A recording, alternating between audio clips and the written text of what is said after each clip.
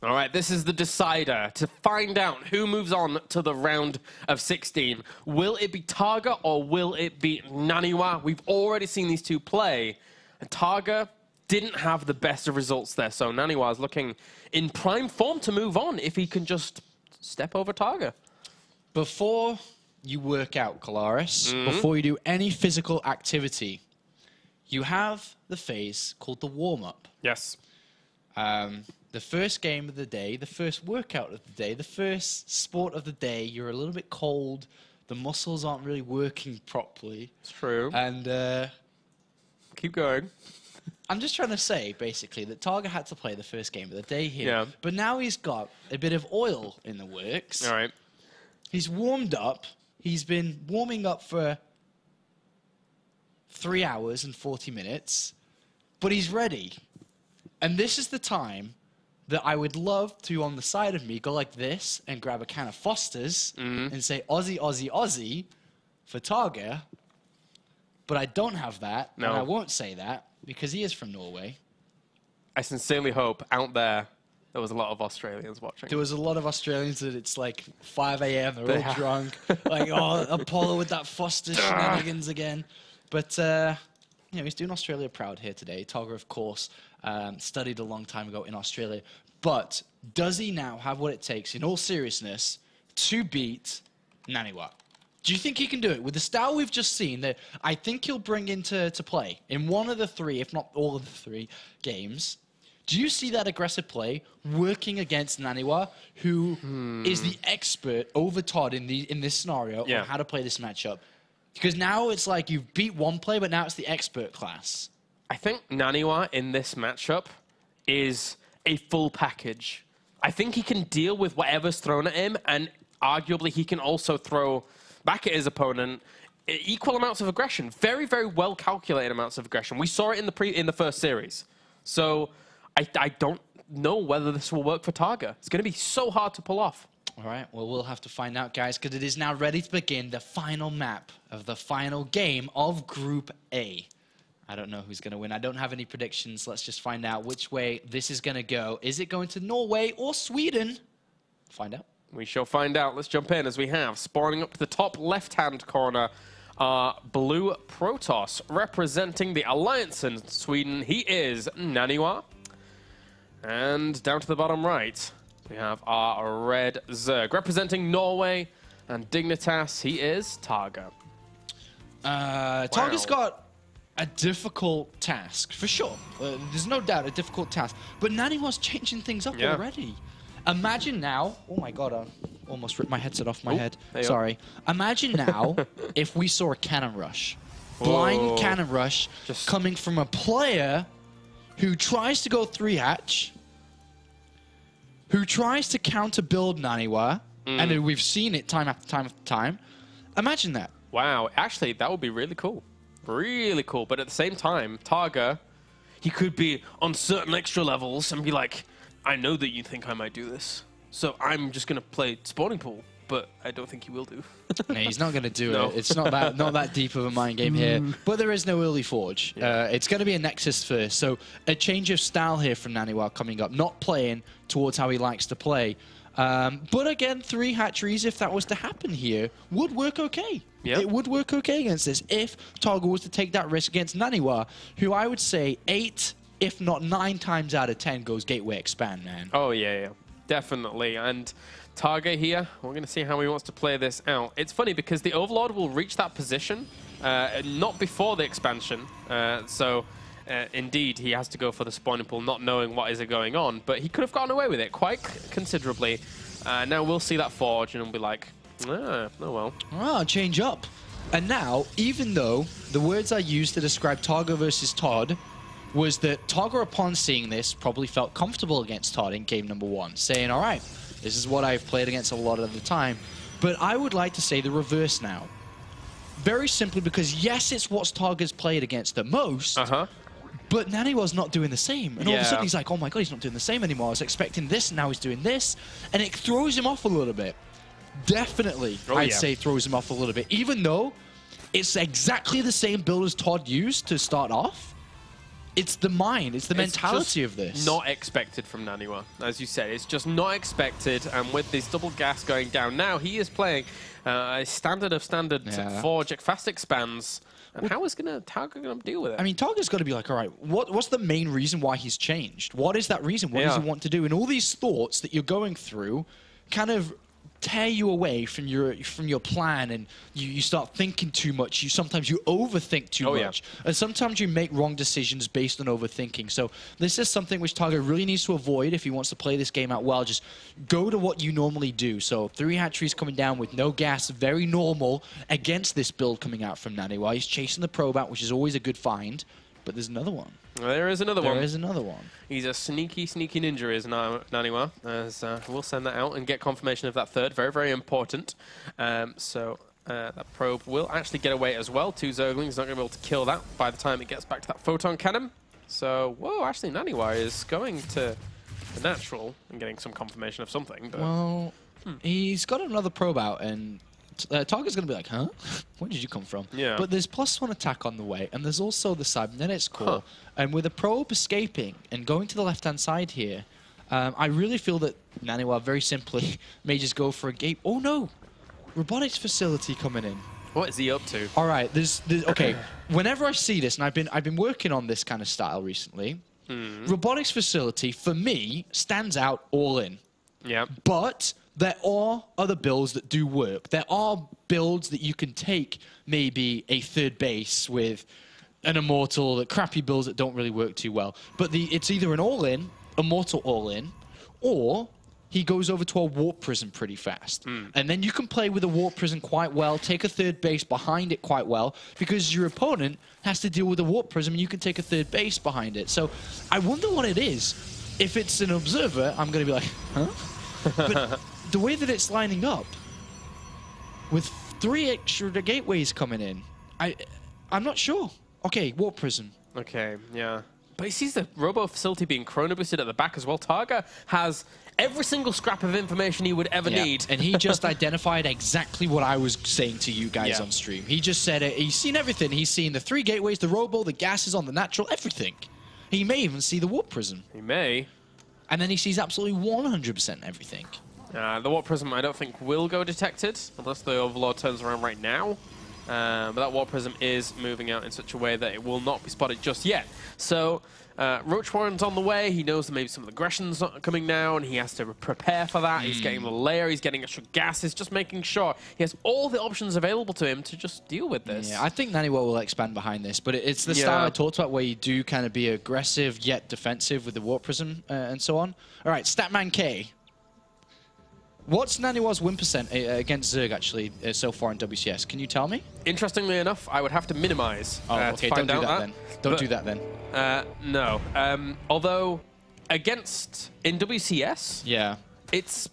If I had to estimate, I think it would be around 12 wins and 7 losses or something like that. It's not as dominant as you would consider it to be, because obviously he had a lot of kills in DreamHack and stuff, but hold the phone here. NaNiwa's putting on a lot of aggression. That's a lot of Zerglings, though, at the same time. Needs to pick up those sentries, and he does get them out.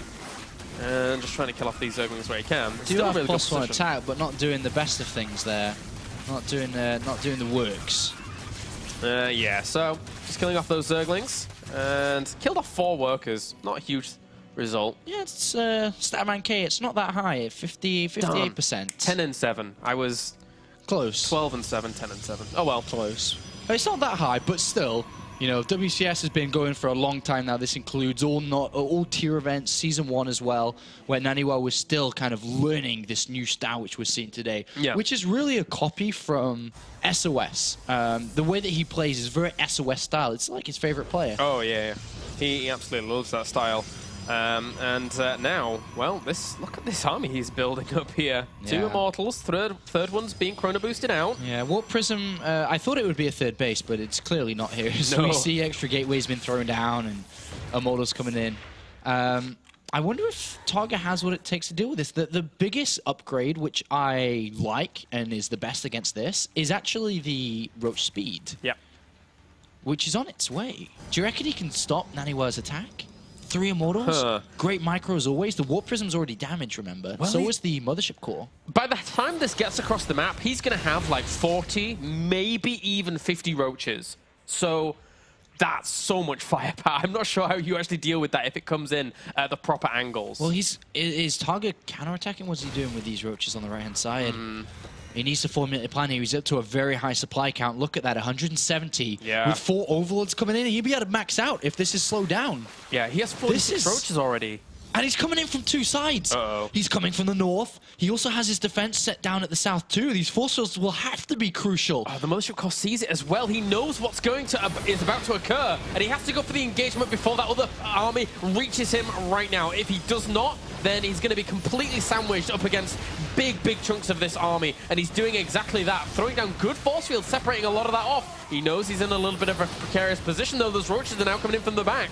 Yeah, they need to kill the rocks. I'd kill the rocks, then go in, actually, because it opens up a larger area, but force fields do come down, but the roaches are in. 1 Immortal goes down here, so a third of the real attack power is gone. He doesn't have that many more force fields left, maybe 4 or 5 left between these sentries here, and now all of those roaches, they're slowly getting through. They're slowly killing a lot of this off. Army supplies, 71 against 45. Oh, TargA's breaking through. NaNiwa, is he going to be able to do it? A new warping comes in. Another Immortal gets targeted down. He's going to do it. Oh, he killed off the Warp Prism as well. He could have tried to evacuate out. What a great play by TargA, killing off the Warp Prism. Perfect. Perfect defense there. TargA smacks one to NaNiwa. Wow. And takes a 140 supply lead to 54. Oh, boy whiz.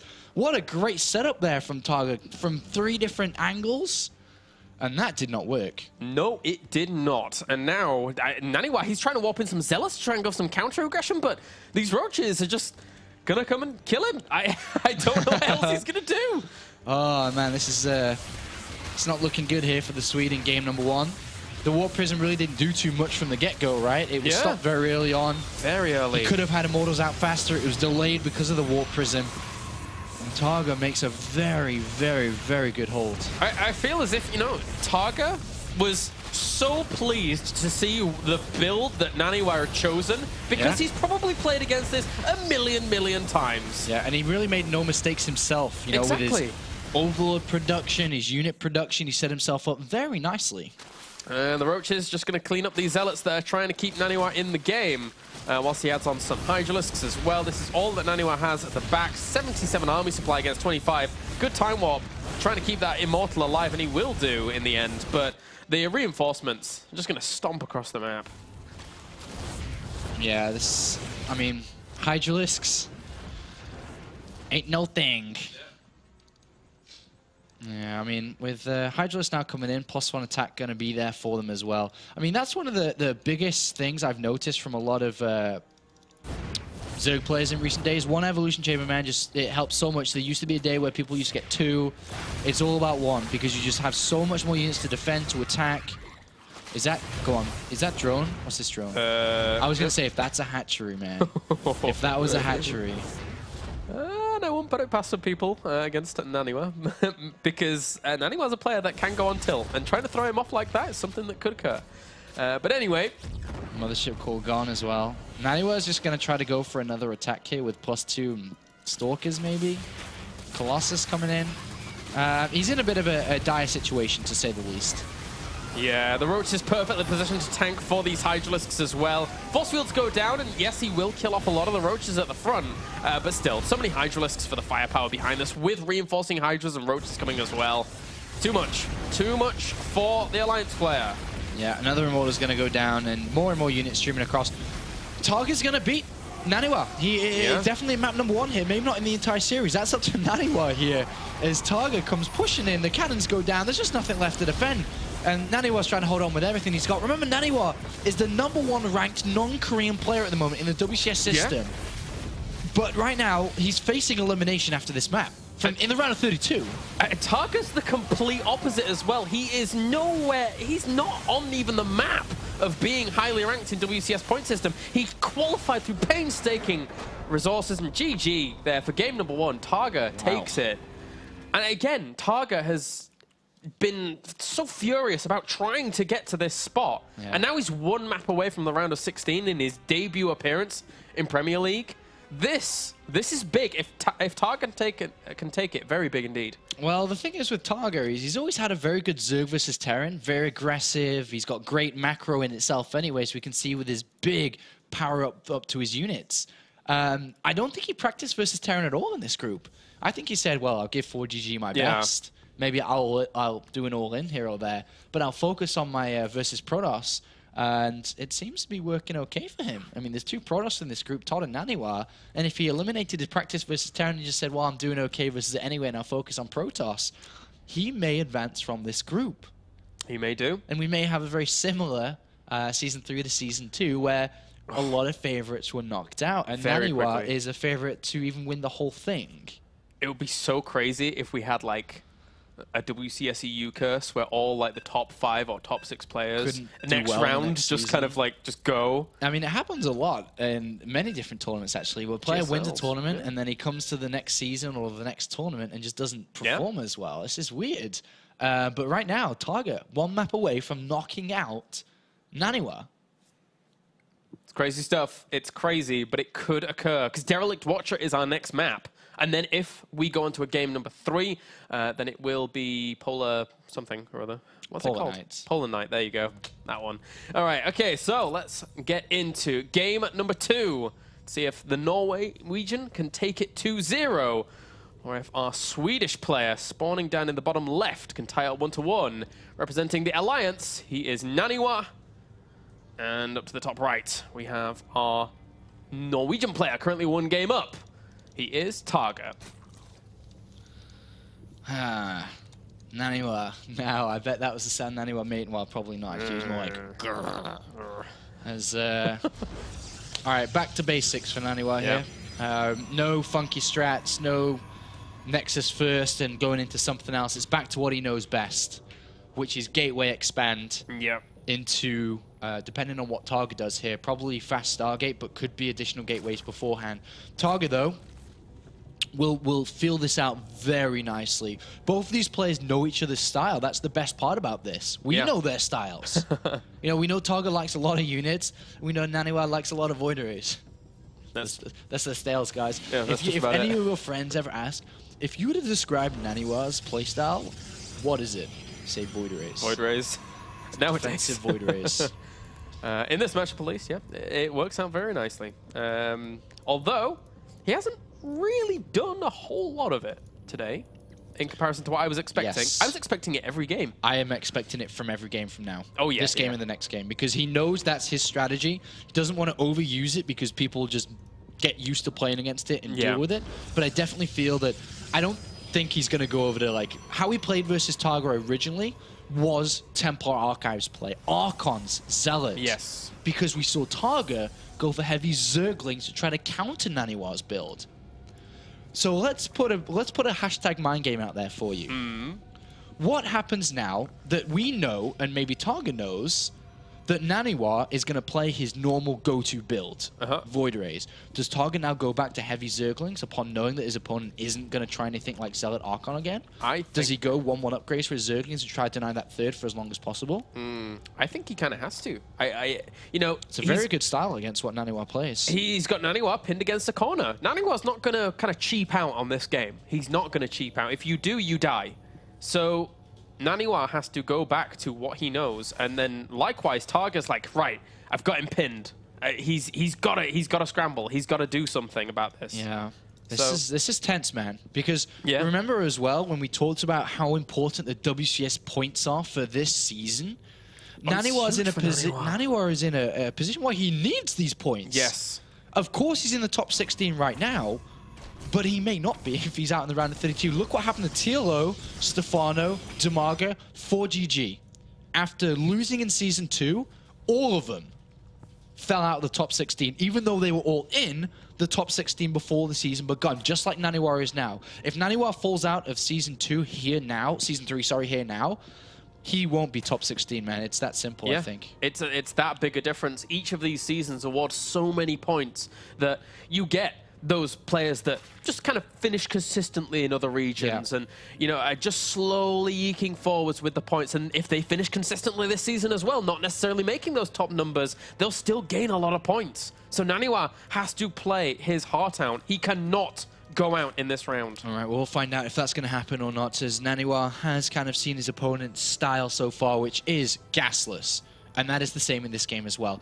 NaNiwa's decided to throw down 2 extra gateways here as well, instead of a faster Stargate, because he opted for 1 gas and then a second one later on. He will follow this up with a Stargate behind it, but he absolutely has the opportunity to do a bit of damage to TargA in a very predictable location, which the pylon's gone down every single game. It's always the same place.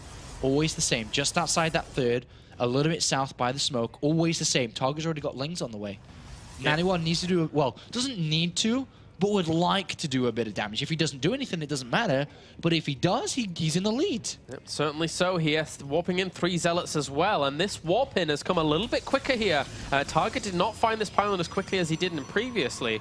And even a pylon on the high ground as well. Yeah, he's definitely looking to kill this third. Right now, there's a lot of gas in the bank, but you can always play with gas at another stage. You can bank it up, it's fine. Yeah. But if he continues to warp in Zealots, he may be able to destroy this third. There's a lot of Zerglings on the way, though, a lot. Exactly, a lot of Zerglings here, trying for that time warp, trying to slow a lot of this down. Speed is nowhere near completion. Still needs another 40 seconds, loses a queen. A big pickup already. And he's going to get this. He's going to target it. He actually has to take those Zerglings now. He's sacrificing it. He realizes it's dead. He's trying to kill off the reinforcement paths as quickly as possible. But he knows it's dead. NaNiwa's trying to get the best of both worlds here. Trying to get the hatch and as many units as he can. Yeah. TargA's going to all in from this. He's building roaches. He's trying to, and, well, a lot of those Zerglings get slowed down once again. Speed is about to finish 2 seconds away, but the hatchery is going to die to a lone Zealot. Yeah, NaNiwa's just trading so efficiently now. Even if the Zerglings get in there, that's a lot of Zealots. Wow, he's only lost 150 resources worth here at the moment. And one of those was a pylon, I think, so, but anyway. And now the roaches come in, but the Zealots have done so much. The hatchery's gone down. It's just simply 3 gateways, consistently warping in Zealots. It's so simple. It's so simple. And it's worked. It's worked considerably. Look at how cost-effective he's been with these Zealots, killing off a hatchery, killing off a mountain of Zealots. Yeah, he has to roll in from here with roaches. There's like no way he can play from behind from this mission. So the roaches go across the map. I know. But there's already a void ray. There's 3 sentries, 4 sentries. 1 void ray is just like, hi guys. Hi. Would you get out the game, please? Would you please just get out the way so I can go to another round of 16? TargA, please. TargA. TarGA's like, oh no. NaNiwa got really angry. Now he's playing really, really well. Aww. Boo-hoo. Well, okay, these roaches are going to try and make something happen. 13 roaches, 1 void ray starts and begins its arduous journey of killing all of these roaches, but there's force fields. So NaNiwa's not going to let this in. You're not coming in this house. Yeah, I mean, even if he did let a couple units in, the Zealots that could kill everything too. The charged up void ray, multiple sentries, 1,000 gas basically. He's got 700 gas. He can warp in end on sentries. And he will let units in here. This is not a mistake. He's like letting them in. Yeah, why not? No Look at that, reason trapping to the let roaches them out. too. Trapping him. Killing everything off. That 1 void ray superhero. 4 kills. There you go. GG, well played. I mean, yeah, it's that simple, guys. That NaNiwa opened up that game very, very easily and finished it very swiftly as well. And like I said, NaNiwa got a little angry and played a little bit harder and crushed TargA in that game. Very simply, just very, very simply game. And now we get to finish the night as we began, with the same 2 players on the same map. Polar Night. Why not? Why not? Why not? Let's see who's going to win this time, though, as we did see NaNiwa kind of rip his opponent apart in the first series, and he did again there. I think now that the Tetley's advert can play, the no-nonsense Tetley's advert can come in. Anyone from England will get that. Because the no-nonsense is the card's been played. Game 1 was a bit of nonsense, messing around a little bit, trying something a little bit different. And now that's out the way. It's 1-1, and it's just 1 map now to decide who's 3rd place in the group and who is 2nd and moves on to the round 16 to play live from the ESL Cologne studios. Yeah, very important, and it's not only WCS points, the money ramps up very nicely as well with each round that you pass. Yep. So both these players moving on to the round of is it like 1,000 to 1,500 for the next? It's 1,500 minimum right now they've got, and then it goes up to 2,000 if they make it into the round of 16. The points is also an extra 100 points, WCS points, which is all the difference, because right now for NaNiwa, for example, he's about 400 points away from dropping out, but with an extra 100, he moves now 500 points away from dropping out, and that will only continue to increase throughout the round of 16 if he was to do well. So the third map then, Polar Night. It's a 2-player map. It's large, quite large actually, but it has not been explored very well. Exactly, yeah. Let's just now think about game number 1 of the evening, which was TargA playing a heavy Zergling style to prevent NaNiwa from taking a third base, because it is difficult to do so on this map. Yep. But NaNiwa chose on that map to go Zealot Archon against a heavy Zergling style, which is the style we talked about just now in this first map. In the second map, sorry. So what do we now think is going to happen? What do you think can happen on Polar Night? Well, again, with you mentioning that it is very, very unexplored, I wouldn't be surprised if we see a very, very similar game to the first that we saw. But I still kind of have to go back to NaNiwa just goes for his Void Ray composition again. Like, maybe with that little bit of pressure, it worked out so well that game. Like, why not mix it in? It's not really that much of a gamble. You have the ability to recall out if you think, all right, you have enough defenses here.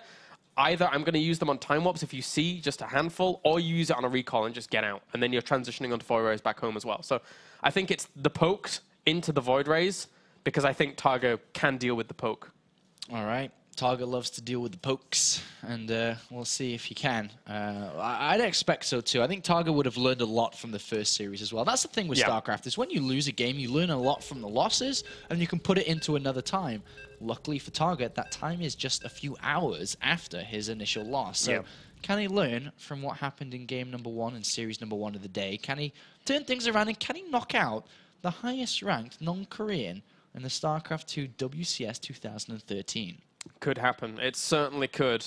Both of these players, it could go either way. TargA taking that first map showed that there are chinks in NaNiwa's armor, and that could be exploited here as all these players are loaded up and good to go. Polar Night is our map as we started the night off. So let's jump right on in as we have spawning up to the top left-hand corner as our red Protoss representing Sweden and the Alliance. He is NaNiwa, and down to the south.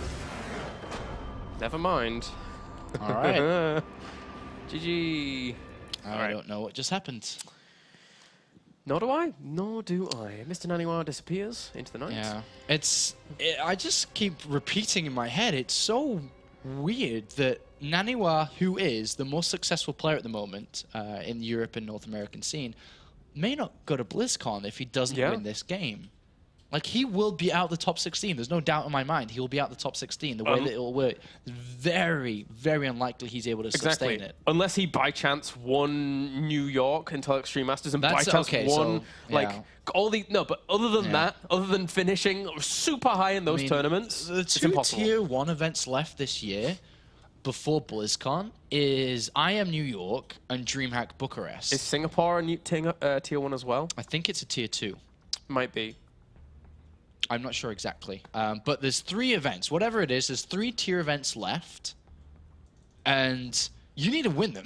Yeah. If you lose here, basically. And that's too much pressure. That's too difficult. That's very difficult to do. And, of course, there's other players that, especially now that the Korean scene is starting to spread out into the Western world, a lot more of those than ever before. Definitely. There's going to be a lot of players attending these. A lot of hard players. It's not as easy as you think to win a tournament, of course. It's very difficult. That's a very good point that you're making there. With the WCS system being how it is and all of these players, you know, gracing us with their presence in America WCS and Europe WCS, we just are seeing more of these stronger Koreans. Jaedong has built himself on foreign events. There's no denying that. Yeah. Aside from Season 2 and performing very well, very admirably, before that, his points in WCS the specific season were rubbish. They were balls. But going to these foreign events, he was in the top 16 with just foreign events or something ridiculous. I mean, very close. Second. Yeah. And he got a lot of tier events points. And funny, he's ranked number 2 in the WCS point system as well, right behind Innovation. So number 2 seems to be a number that is sticking quite close to J-Donk. And I'm sure that will change throughout the rest of the year. I'm quite sure it will, actually. Yeah, probably. But for now, final map between these two players. I don't know who's going to win. I don't have any predictions at all. I have no idea. But I know it should be a good one. It certainly should be. So let's jump on in, guys, to the final map of the night as we have spawning up to the top left. It's the top position. Keep doing that. Everyone spawns in corners on these maps, but this one isn't. All right, top. We have our blue Zerg representing Dignitas in Norway. He is TargA. And down to the bottom, our red Protoss representing the Alliance and Sweden. He is NaNiwa. And playing in red just fits NaNiwa, by the way. Yes. Darth Sidious style. Darth Sidious. Because this is NaNiwa all over, playing in red. I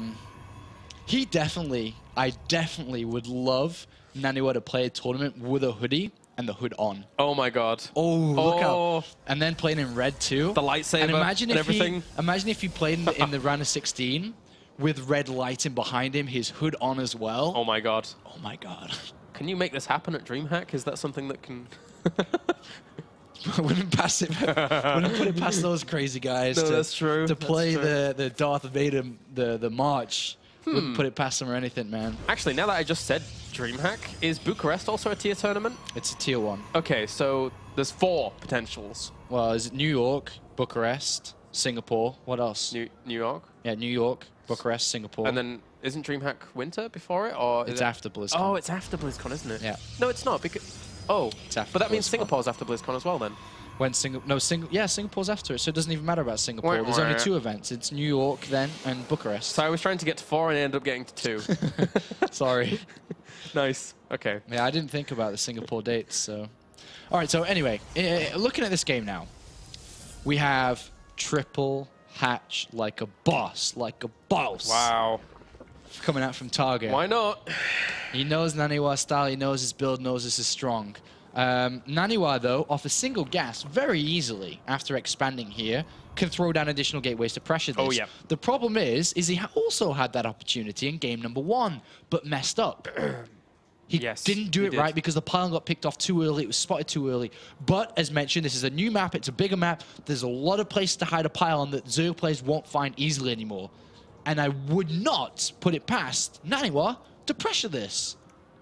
Absolutely, when he finds out. Well, he doesn't know what's going on yet, but there's gas before spawn and pull. Even though that delays the spawn and pull, remember the attack doesn't come until quite later on, so he can do this. If you're going to go through hatch, you might as well get an extractor as well. Yeah. And he will get Zerg speed out eventually. And NaNiwa is sending out the probe scout before actually throwing down the Nexus. So he's going to get full... he's actually going to the natural. So he's not going over to the 3rd just yet. But if he checks that and makes sure he does, then he's going to have a lot of information very quickly. TargA's crazy, man. You always got to check if that natural's even there. Or if there's units coming from that natural. Because I remember when he knocked Hero out of DreamHack last year, it was like a slow Zergling all-in. Oh, God, I remember that game. It made me cringe. What was the map called? Was it a green one? No. It was, oh god, I casted it so many times at big events. I forgot the map name. I've done that sometimes. Cloud Kingdom. Yeah, Cloud Kingdom. What? You forgot Cloud Kingdom? Yeah, I forgot that name. Oh yeah, it was Cloud Kingdom. Oh god, I remember now. So NaNiwa knows what he's playing against and is throwing down 2 gateways. Does he throw down another one though? He's built a sentry behind this, so it's taking a bit of his minerals. Look at this probe chilling out down here as well. Yeah, he definitely got to throw it up, man. There's no way you can just let someone do this to you. You gotta. Well, he's gonna try. These Zerglings trying to reinforce this, knowing that, hey, I have taken this 3rd hatchery. I need to make some Zerglings to protect it. That would be very good. But even if he doesn't do anything, it's also smart because it is a mind game thing, because there's no drones being made. 23 and only a bunch of Zerglings, because he's expecting NaNiwa to do this. There's an overlord inside the main base trying to get some more information, who sees the gateways, sees the Stargate being added on. Oh, the Zerglings are going to see the pylon instantly. And they can get the probe here too, which is the most important part. Oh, it's trapped. Wow. Not going to pressure this thing, and we should see drones begin now. Well, as I said before, I think that TargA will deal with the poke, and I think he's dealt with the poke. But he's not building drones, Claris. He's building Zerglings. I think there's no way he's going to pressure after this. Wait a minute. What is he building after these overlords finish? Okay. I was actually stressing out for a minute and then thinking even more Zerglings were going to be made. I'm like, are you serious? Yeah, that's so many Zerglings already. That's a lot of Zerglings. That's a lot. He's got 24. He has speed, but... And NaNiwa didn't even warp in any units at all. He didn't warp in anything, so... Well, that one sentry is going to have a field day. Oh, actually... NaNiwa can warp in another sentry. Yeah, he can. He can just warp in whatever he wants. He's already got 2 in his main base as well. He can warp in the case of Zealots. He can chrono boost the gateways. He shouldn't lose to this at all. No, he's fine. Yeah, he's fine. I'm saying that, but those gateways are going really low. That one gateway was going low. He's warping in some Zealots just to keep this out at bay. So all is good in NaNiwa land. 12 drones at once so early on because of these 3 hatcheries. Who needs it, though? It was 39 drones to 36 probes, and because of all those Zerglings that he made... 14 drones at once. You kind of have to make it up. He's going to make it up really fast. Yeah. He's already at 47. And he's about to go up even more. 8 more. Oh, boy. Kaboom. That's a lot of drones really fast. Behind this, though, NaNiwa only built 1 Phoenix, and is stopped. I think... You know, considering the opening, maybe some less Zerglings, but if anything was going to defeat NaNiwa as an opening for TargA, this is the opening that gives TargA that opportunity to really ramp up this game and be going into that mid-game with such strength. I mean, NaNiwa's going to attempt to take a third now, very early on. The Roach Warren's down nice and early here by TargA, just in case he's playing it very safe. He's got another 10 drones on the way. He's going to spot NaNiwa attempting to take his third now as well. TarGA's going to play double evolution chamber. Huh. Okay. That's interesting. Is it Zergling style again? It's much, much later than the usual Zergling style, but every time he's got double evolution chamber, it's always been 2. I mean, always been for Zergling upgrades so far. I would love to see range. Love to see range. But there's an interesting placement on these evolution chambers as well. Right at the 3rd. This feels really vulnerable to me. How did these Zerglings get in? Cheeky little guys. Cheeky little guys go in there and see really nothing. They just see the addition of targets coming in, which is the follow-up for this. Yeah. And it is range too. So the one really good part about TargA's build is that against NaNiwa, let's just go over NaNiwa style Void Rays. Defensive Void Rays. The word there, defensive. He doesn't move out for a long time. There's not going to be really any pressure play until he has at least a couple of Void Rays out. So TargA in this set has got 71 drones. He's got a macro hatch up. He's got double evolution chamber. Hasn't built any units since those initial Zerglings, by the way. And now has 1-1 on the way. I fully expect Roach Speed and a Hydroden to come down soon. And I think that he's going to play very heavy on timing. So 1-1 timing pressure, 2-2 timing pressure. And the funny thing is that NaNiwa is going to have very little information about the abilities in terms of upgrades that his opponent's going to have, because the double evolution chamber placement... They're hidden. Yeah, exactly. They're completely hidden. And NaNiwa doesn't know if it is double evolution chamber or if it's the single evolution chamber, the aggressive play that TargA used against Todd. Yeah. So this is really complicated, you know, deep levels of understanding of how each other play are building up this game. NaNiwa has no idea. He sees units coming, and I guarantee you, he's like, all right, here it comes. Here it comes. It's the same time we did it against Todd. It's coming, it's coming. But the thing is it's a handful of units. It's not, yeah. They'll have 1-1 soon. They're going to start 2-2 soon. He's got the Infestation Pit, by the way. And I wonder if that's going to be for a Hive or Infestors. I'd actually like Infestors with the economy he's powered himself up to get. But I'd also like from TargA to take a 4th base. I'm not sure if I like the 4th base that's been taken. I prefer if he kills the rocks at the back, I think. Yeah, exactly. That's what I mean, was he's got a lot of units out there, and it is hidden away, tucked away. Doesn't need to deal with harassment as much. But yeah, Infestors, I really like this. Like, the 4th base is just a hop, skip, and a jump from his main to just pressure it with Void Rays alone, or just silly things like that. I kill the rocks and take this base back here. Of course, it does delay a little bit. You have to kill off 4,000 healths worth of rocks, but Roaches sat around in the middle doing nothing here right now. Technically, they did kind of push out and pressure a little bit, maybe force some reaction, but aside from that, could be taking that base. All right, well, TargA's got 2-2 on the way, or should start +2 carapace. It's a mistake if he doesn't get that, by the way. He's getting +2 attack. It's a big mistake he's not getting that now. He really needs to align these upgrades to make his build proper smooth. But so far, NaNiwa's starting to get a bit more. Okay, I've got my Void Rays coming out now.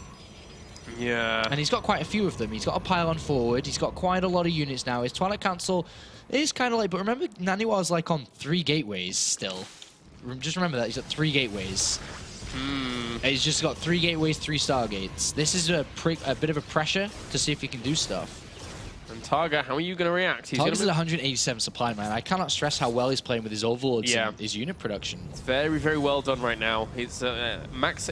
I mean, it's one thing to max out at like the 13, 14-minute mark with roaches or something like that. So many queens as well. Exactly. He has such a great composition. And 2-2's on the way as well behind it. It's a crazy composition, but it's very, very formidable. Yeah, I mean, there's going to be a couple of fungals ready soon, too. Imagine that. Imagine if he kills the Mothership core. I think there might have to be a recall here. I certainly think so. Ooh, well, the force fields divide up quite a bit of that army. Nice fungal on those Void Rays. How much can he do? That ground army's not substantial. There's that recall I was talking about. So important. Get out of there. Yeah, but is he going to be able to hold on? Look at this. The swarm is coming, Kalaris. There's a lot of units. They lost a couple of Void Rays there. If you look at the units lost tab, NaNiwa's lost more than his opponent so far, who was powered up very strong so far. Can TargA do this? Can TargA knock out NaNiwa here? He's got a great economy. He's going to have great upgrades momentarily with +2 attack about to finish. Look at NaNiwa's army. There's only 6 Void Rays. It's 123 supply against 70. He doesn't want to lose these units, though. Oh, TargA, you want to pull back? Units slipped away from those force fields there, too. Queens. Look at these queens marching forwards. Tempo Archives isn't ready. Can't feedback him. Oh, he needs the fungals on this as well here. He has a lot of energy for those fungals on those two. NaNiwa just, TargA just knows NaNiwa's style. He may have his number. Oh, these queens going to try and keep this army alive for as long as possible. Great force fields by NaNiwa, but can they hold on? Because these queens pressuring, they're never going to die. They have so much energy for transfuse. The Void Rays, they're not going to kill them. NaNiwa is dying. NaNiwa is dying. He is down and out, and TargA is going to eliminate NaNiwa from Season 3. I cannot believe what we are seeing. 199 supply to 48. TargA from Norway has done it. GG is second place in this group, and NaNiwa is knocked out of the WCS Europe Premier League in the round of 32, the first round of this event. What on earth? TargA playing a fantastic series here, 2-1. And that game, as I said at the very beginning, he had the prime opportunity to clinch that game by the throat with the opening he had, denying that poke that we were saying before. Played it out so well. NaNiwa, where the gold mine of points is knocked out. He now needs to be able to stick in the top 16. We talked about it before. There's 2 Tier 1 events left this year. He actually has to now call up his manager, Alex Garfield, and be like, buddy, get me on the first plane of Bucharest now. He needs the points. It's 2 weeks away. It's less than 2 weeks away. Like, he needs the points now. But TargA has just pulled a major upset. I think all predictions were for GG and NaNiwa coming through, but NaNiwa in third place. Why does this keep happening to us? It's absolute craziness. But what was the first upset that we had in that first day of Season 2? It was like TLO going out or something along the lines. Something crazy. Yeah. But it just keeps happening, man. We keep having these upsets, and I'm actually looking fully. I think it was TLO, but wow. Anyway.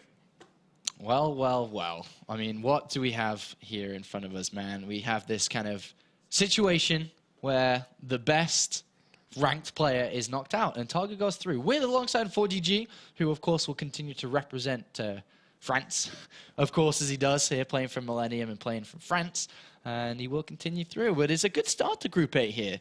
An interesting start, just continuing the Season 2 trends of the Europe Premier League, where upsets happen and craziness happens. I mean, I didn't expect that at all. I didn't expect that at all. In Season 2, we had things that we didn't expect either. But momentarily, we will be going into an interview with TargA, just like Season 2. So we'll be having a couple of words with him shortly to just kind of get his feelings. He's just accomplished something pretty big here. Oh, yeah. Something pretty big indeed. He's the lowest ranked player of the group. He's one of the lowest ranked players in the entire of WCS as well, being his debut into the Premier League and having not done anything really major in tier events either.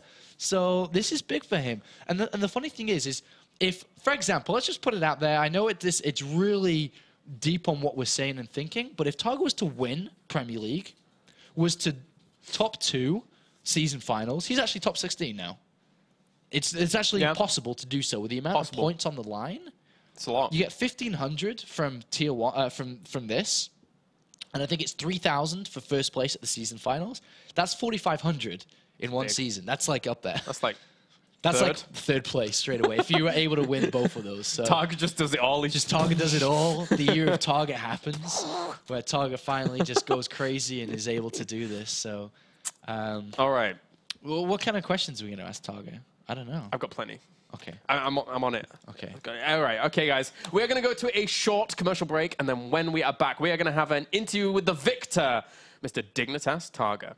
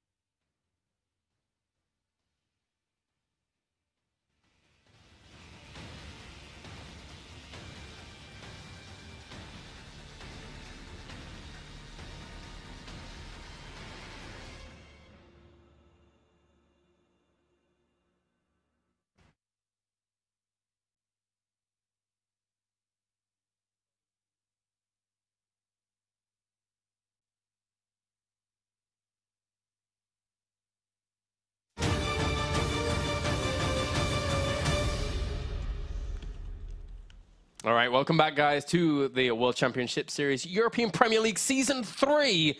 We are on the line with none other than TargA himself. TargA, how you doing, man? Pretty good now. That's about it.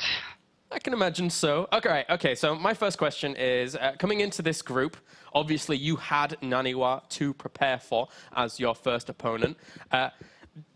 Did you know thoroughly NaNiwa's play style, and how did you prepare in response to that?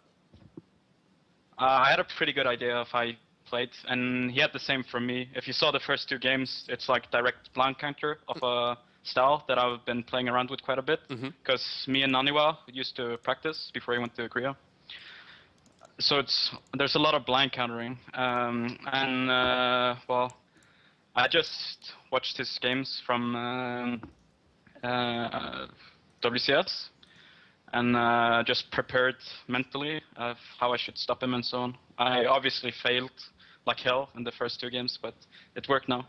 Did you put much thought into practice versus Terran? Because right now in WCS you actually have quite a high win percentage against Terran, if you knew that or not. Or did you just focus purely on the Protoss players that you'd probably have to face?